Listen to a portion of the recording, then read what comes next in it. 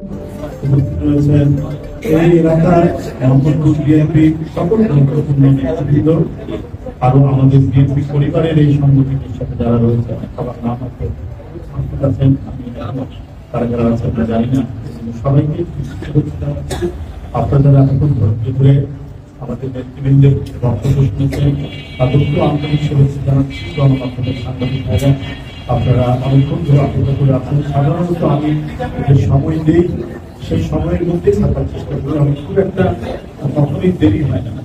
আজকে একটু ঢাকার বাইরে যাওয়ার কারণে ফিরতে একটু দেরি হয়েছে, আমি আন্তরিক দুঃখ প্রকাশ করছি।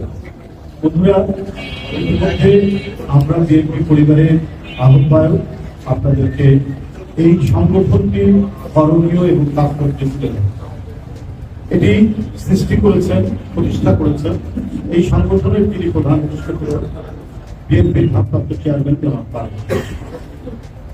ঠিক তার আন্তরিকতা এবং মানবতা বোধ দিয়ে এই সংগঠনটি গড়ে। এর উদ্দেশ্য হচ্ছে হয়তো বিভিন্ন এলাকায় আমাদের বিএনপির যারা নেতৃবৃন্দ আছেন তারা ব্যক্তিগত পর্যায়ে বিগত আন্দোলনে বিশেষ করে গণতন্ত্রের জন্য তারা লড়াই করেছে, অনেকে নিহত হয়েছে, অনেকে গুরুতর আহত হয়েছে, তাদেরকে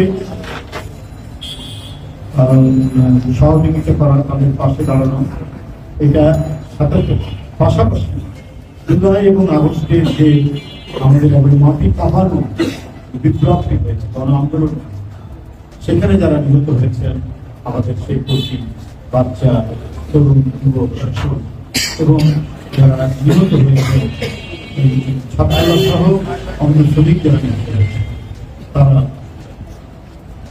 প্রত্যেকে পাশে দাঁড়ানো এই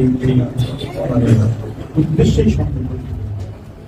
সেই ক্ষেত্রে আমি বলবো অত্যন্ত দায়িত্ব নিয়ে একান্ত বৈকান্তিকতা নিয়ে দুঃখ এবং মৃত্যু তারা তাদের কাজ করে যাচ্ছেন।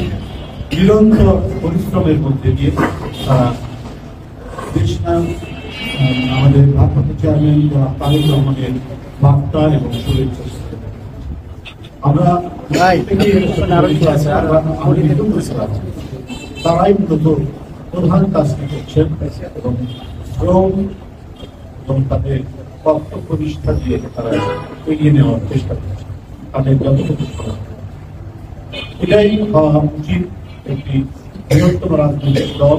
এই দল দেশের মানুষকে নিজের দলের নেতা কর্মী না, আছে এমনি যারা আমাদের দল করে অনেক ছাত্র মারা গেছে,